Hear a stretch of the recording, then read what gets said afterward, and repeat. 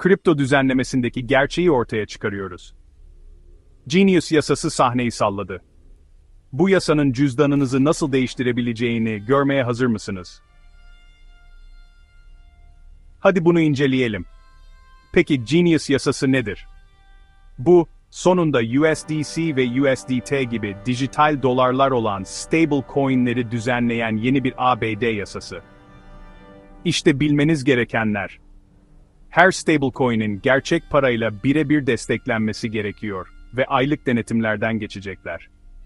Bir siber saldırı veya kriz olursa, kullanıcılara ilk olarak ödeme yapılacak.